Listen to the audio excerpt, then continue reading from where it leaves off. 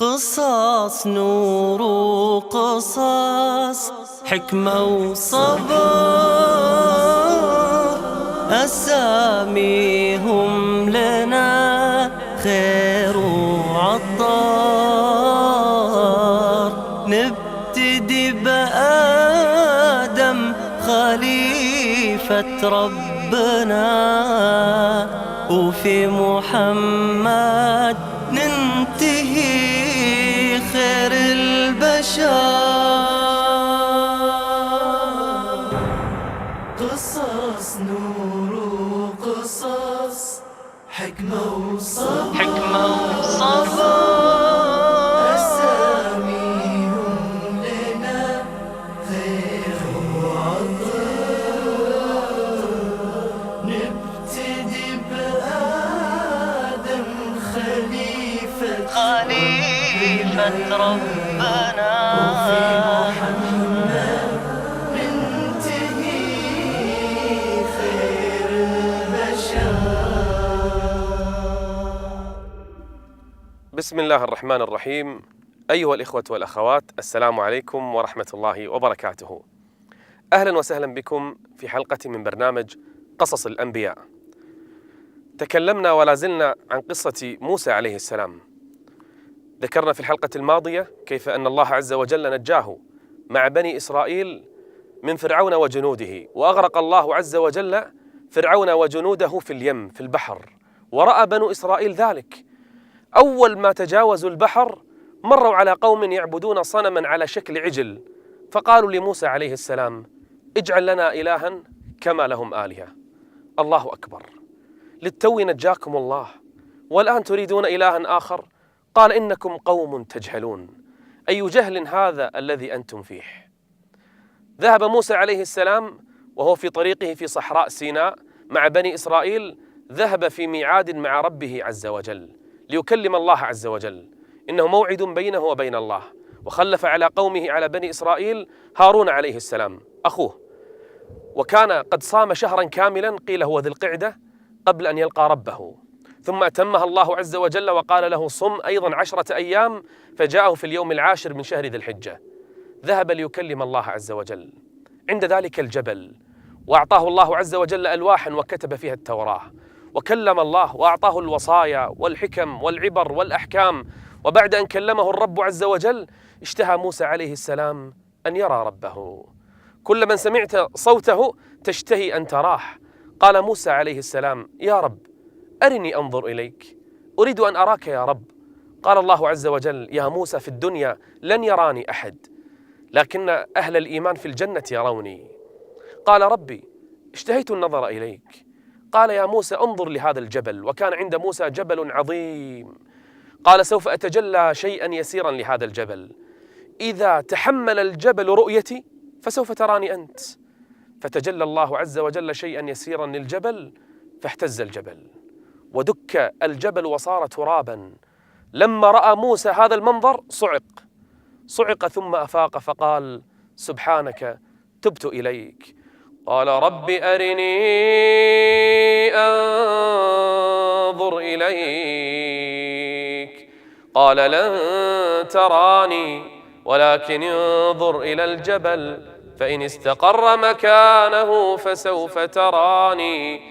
فإذا بالجبل لما تجلى الله عز وجل له، فلما تجلى ربه للجبل جعله دكا وخر موسى صعقا. فلما أفاق قال: سبحانك تبت إليك وأنا أول المؤمنين.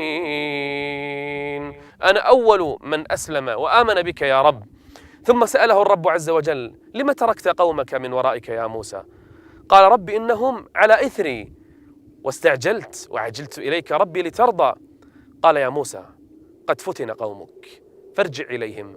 رجع موسى بيده الألواح إلى قومه ينظر ما الذي حصل، فإذا به يرى بعض قومه يعبدون عجلا من دون الله عز وجل. كان هناك رجل اسمه السامري خدعهم وضحك عليهم وجمع ذهبهم الذي أخذوه من قوم فرعون وصنع منه عجلا وأمرهم أن يعبدوه من دون الله. وكان هذا العجل يدخل الهواء فيه ويخرج فيظهر صوتا كصوت البقر، فقالوا هذا رب، حتى قال بعضهم هذا إله موسى فنسي، نسي موسى ذهب يكلم ربه وربه موجود عندنا. انظروا للجهل والغباء. رآهم موسى يعبدون العجل ويرقصون حوله ويغنون فرمى الألواح غضبا، ثم جاء إلى أخيه هارون قال يا قوم ماذا فعلتم؟ ماذا صنعتم؟ لما فعلتم هذا؟ أعجلتم أمر ربكم؟ فألقى الألواح ومسك بلحية هارون وجرها وقال يا هارون ما لك إذ رأيتهم ضلوا ألا تتبعن أفعصيت أمري؟ قال يا ابن أم لا تأخذ بلحيتي ولا برأسي إني خشيت أن تقول فرقت بين بني إسرائيل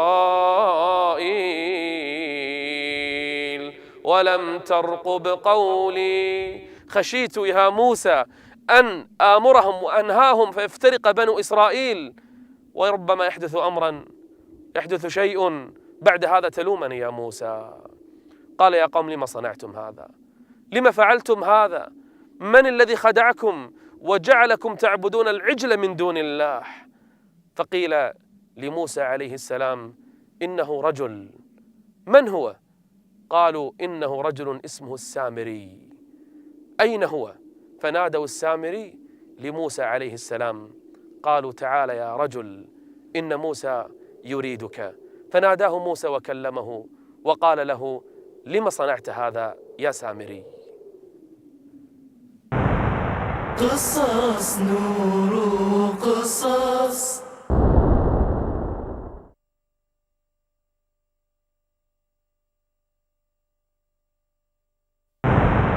قصص نور قصص، حكمة وصبر. لما صنعت هذا يا سامري؟ لما فعلت هذا؟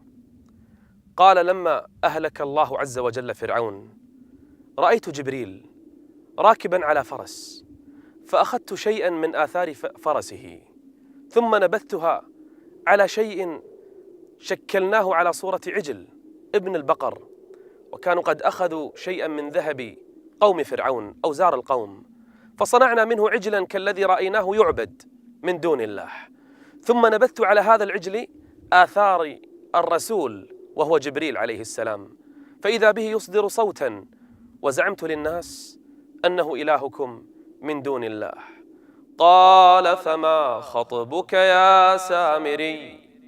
قال بصرت بما لم يبصروا به فقبضت قبضة من أثر الرسول فنبذتها وكذلك سولت لي نفسي. فإذا بالعقوبة تنزل على السامري.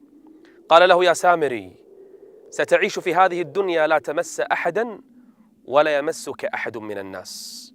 قال فاذهب فإن لك في الحياة أن تقول لا مساس. أما الموعد الحقيقي لعقوبتك يا سامري فهو عند الله، وإن لك موعدا لن تخلفه. وهذا العجل الذي عبد من دون الله الآن سنحرقه ثم نذريه في اليم في البحر لترى آثار صنيعك يا سامري. وانظر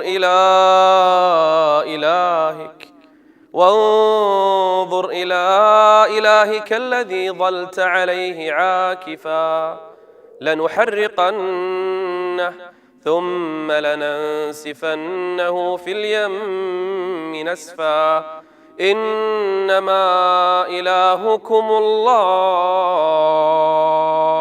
إلهكم ومعبودكم الحقيقي هو الله عز وجل. طرد السامري ومنع أن يمسه أحد أو يمس أحدا، ثم رجع موسى عليه السلام وأخذ الألواح التي ألقاها، ثم قال لبني إسرائيل عقوبة من عبد العجل أن يقتل، أن يذبح. بنو إسرائيل تقتل أنفسها، أي تقتل بني إسرائيل، وكانوا ألوفا الذين عبدوا العجل. قال لهم موسى يا قوم إن الله عز وجل يريد منكم أن تتوبوا، وتوبتكم هي الذبح. فتوبوا إلى بارئكم فاقتلوا أنفسكم ذلكم خير لكم عند بارئكم فتاب عليكم إنه هو التواب الرحيم. وأصبح الصباح وبيد الذين لم يعبدوا العجل السيوف، وإذا بهم يحصدون آلاف من البشر في يوم واحد الذين عبدوا العجل. أما البقية الذين رأوا وسكتوا اختار منهم موسى عليه السلام 70 رجلا، أخذ 70 وكانوا خيار الناس وكانوا أصلح الناس وكانوا أعبد الناس. قال تعالوا معي إلى عندي جبل نعبد الله جل وعلا ونستغفره عل الله عز وجل أن يتوب علينا. ذهب موسى عليه السلام معهم إلى جبل، وإذا بموسى يغمى عليهم ما يراه الناس، يكلم ربه عز وجل، 70 من العباد يستغفرون الله ويدعون الله ويستغيثون به جل وعلا حتى يتوب الله عز وجل عليهم. بعد أن كلم الله عز وجل موسى عليه السلام ثم خرج إليهم، إذا بهم يطلبون طلبا آخر. ما قصة بني إسرائيل؟ كل ما تاب الله عز وجل عليهم يعودون فيذنبون ذنبا عظيما وإثما كبيرا. تعرفون ماذا طلبوا الآن؟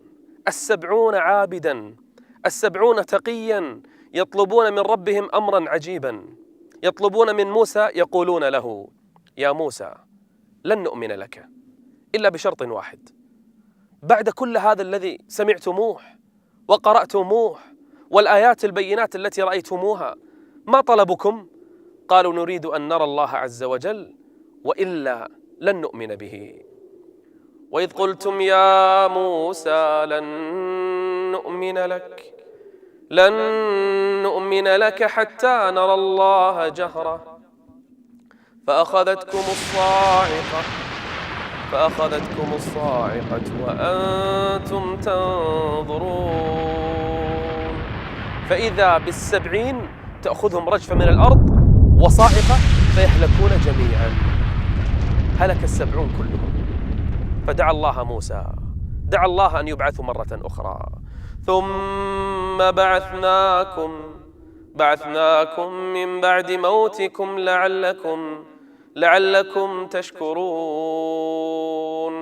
هكذا بنو إسرائيل، من آية إلى أخرى، من معجزة إلى أخرى، من علامة باهرة، ثم بعد هذا يكفرون مرة أخرى.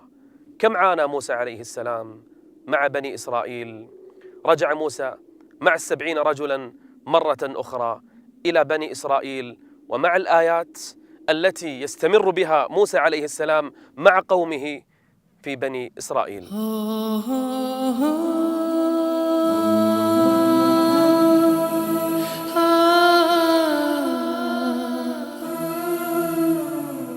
توجه موسى عليه السلام مع بني إسرائيل قاطعا صحراء سيناء، متوجها إلى بيت المقدس، إلى الأرض المقدسة، إلى الأرض المباركة.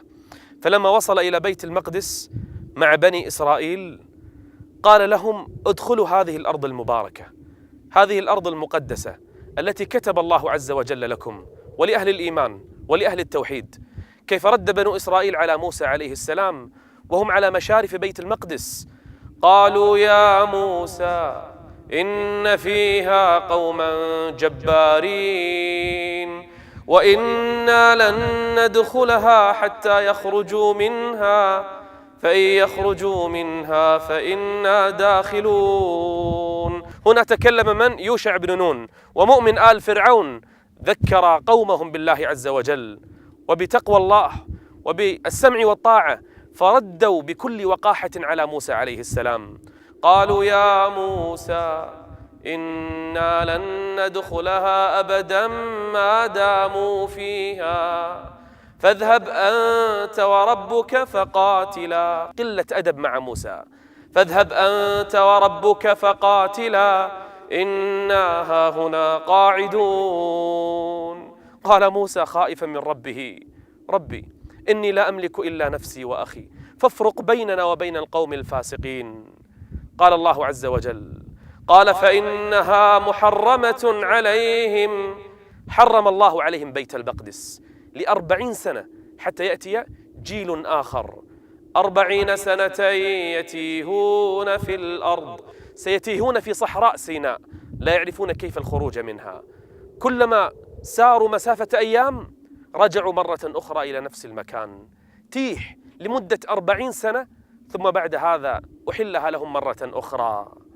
في هذا التيه وفي هذه الصحراء حدثت أمور كثيرة ذكر الله عز وجل بعضها.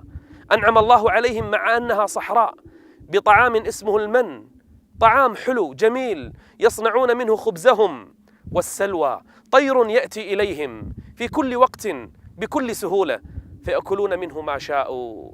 ونزلنا عليكم المن والسلوى كلوا من طيبات ما رزقناكم ولا تطغوا فيه فيحل عليكم غضبي ومن يحلل عليه غضبي فقد هوى. بل حتى الماء كان موسى عليه السلام بالعصا يضرب بعصاه حجر فينبع منه 12 عينا، لكل سبط من أبناء يعقوب عين مخصص، يأكلون ويشربون. مع هذا جاءوا لموسى عليه السلام قالوا ادع لنا ربك يخرج لنا مما تنبت الأرض من بقلها وقثائها وفومها وعدسها وبصلها. جادلوا موسى في كل شيء 40 سنة، ويصبر عليهم موسى عليه السلام ويتحملهم ويتحمل أذاهم. في يوم من الأيام كان هناك رجل غني في التيه في صحراء سيناء، كان هناك رجل غني وجدوه في الصباح مقتولا، بحثوا عن القاتل فلم يجدوه. ذهبوا إلى موسى عليه السلام قالوا يا موسى ادع ربك يخبرك من الذي قتل هذا الرجل. فدعا الله عز وجل فجاءهم موسى فقال إن الله يأمركم أن تذبحوا بقرة. اذبحوا بقرة، أي بقرة كانت. قالوا أتتخذنا هزوا نقول لك من قتل الرجل تقول اذبحوا بقرة؟ أهذه سخرية؟ أهذه مزحة؟ قال أعوذ بالله أن أكون من الجاهلين. ثم لما اقتنعوا جاءوا لموسى عليه السلام قالوا ادع لنا ربك يبين لنا ما هي. اذبحوا أي بقرة، لكن جدال وعناد وسؤال بغير داع. قال إنه يقول إنها بقرة لا فارض ولا بكر، لا كبيرة ولا صغيرة، عوان بين ذلك وسط، فافعلوا ما تؤمرون. شقوا على أنفسهم فشق الله عليهم. قالوا ما لونها؟ قال إنه يقول إنها بقرة صفراء فاقع لونها تسر الناظرين. اذبحوا أي بقرة بهذه الصفات. جاءوا المرة الثالثة قالوا ادع لنا ربك يبين لنا ما هي إن البقرة شابه علينا وإنا إن شاء الله لمهتدون. لم يتشابه البقر عليهم، لكنه العناد، لكنه الكبر. قال إنه يقول إنها بقرة لا ذلول تثير الأرض ولا تسقي الحرث، مسلمة لا شية فيها، ما فيها علامة. قالوا الآن جئت بالحق. وجدوها عند يتيم طلب منهم وزنها ذهبا فأعطوه وذبحوا البقرة. قال خذوا شيئا من عظامها فاضربوا به هذا الرجل.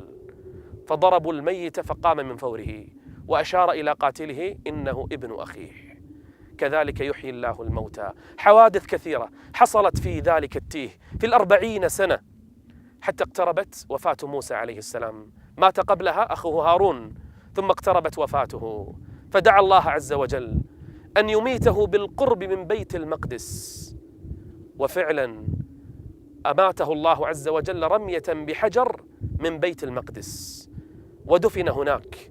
حتى قال نبينا صلى الله عليه وآله وسلم قال لو شئت لأريتكم مكانه على جانب الطريق عند الكثيب الأحمر في صحراء حمراء، عند الكثيب الأحمر هناك دفن موسى عليه السلام وانتهت صفحة نبي من الأنبياء. في هذا التيه حدثت حادثة لموسى عليه السلام مع رجل اسمه الخضر، سنفرد لها إن شاء الله حلقة قادمة مع الخضر. وتوفي موسى ودفن عند بني إسرائيل ولم ينتهي التيه بعد. قصص نور قصص.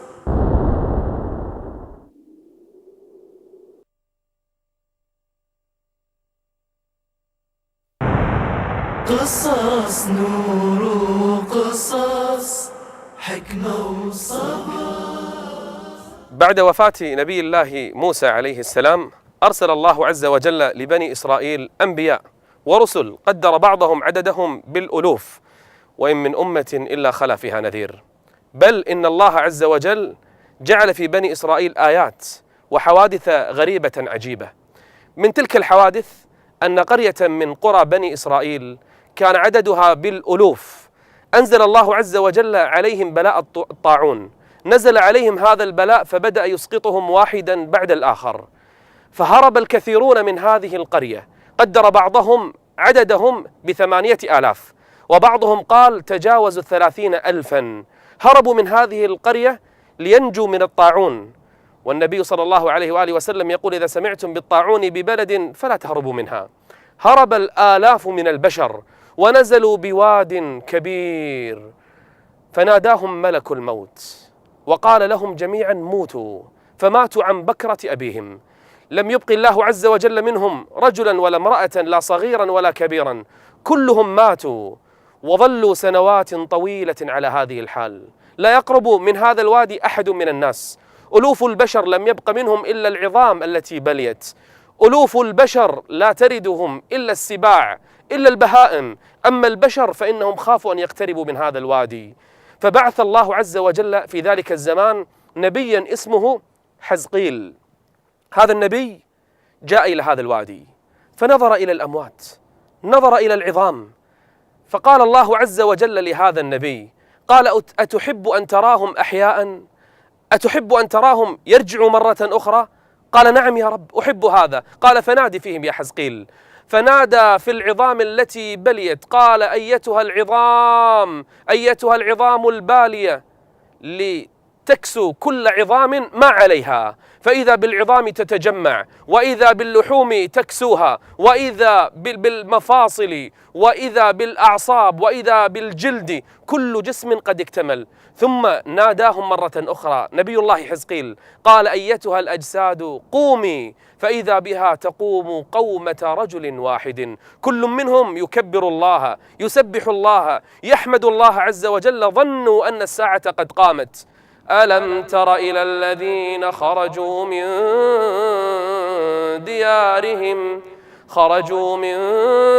ديارهم وهم ألوف حذر الموت فقال لهم الله موتوا. كانوا يفرون من الموت وإذا الموت يلقاهم. سبحان ربي، الله عز وجل يقول: هذا الموت إذا فررت منه فإنه يلقاك. فر الألوف من هذه القرية هربا من مرض وما يدرون أنهم على موعد مع الموت. ألم تر إلى الذين خرجوا من ديارهم وهم ألوف حذر الموت فقال لهم الله موتوا ثم أحياهم إن الله لذو فضل على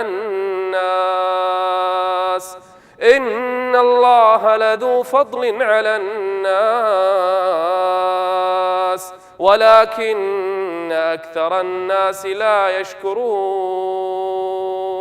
الله جل وعلا يبين أن له فضل على الناس. انظروا كيف أحياهم من موتهم، وإذا بهم يعودون مرة أخرى إلى قريتهم، معجزة لهذا النبي وآية من آيات الله عز وجل لهذا النبي ولبني إسرائيل. أنبياء بني إسرائيل كثر. في الحلقة القادمة سوف نتكلم بإذن الله عز وجل عن رجل اسمه الخضر. الخضر هل هو نبي؟ هل هو رجل صالح؟ الراجح أنه نبي من أنبياء الله عز وجل. ما قصة هذا الرجل؟ وماذا أعطاه الله عز وجل من آيات بينات وكرامات ومعجزات؟ هذا الرجل عمل أعمالا في ظاهرها يستغرب الإنسان منها. ما قصة الخضر مع موسى عليه السلام؟ سوف نرجع إلى حياته قليلا ونتكلم عن قصة هذا النبي الخضر والغرائب التي حصلت له مع نبي الله موسى عليه السلام. وإن كنا نقرأها في القرآن إلا أن فيها العبر وفيها الحكم. كونوا معنا في الحلقة القادمة. استودعكم الله والسلام عليكم ورحمة الله وبركاته. قصص نور قصص وكان موسى عليه السلام لا أحد أعلم منه في بني إسرائيل. عاتبه الرب على هذه الإجابة: يا رب، أريد أن أرى هذا الرجل، من هذا العبد الذي عنده علم أنا لا أعلمه؟ اذهب عند ملتقى البحرين. موسى عليه السلام يريد أن يتعلم من هذا الرجل. دخل في البحر، رآه يأخذ فأسا ويخرق السفينة. موسى عليه السلام يراقب الخضر، الأمر شديد والمنكر عظيم. هنا لم يتمالك موسى نفسه. تعجب موسى من هذا الرجل: كل ما فعلته من خرق السفينة وقتل الغلام وبناء الجدار ليس من أمري، ففارقني يا خضر، قد انتهت الرحلة بيني وبينك. قصص نور قصص، حكمة وصبر.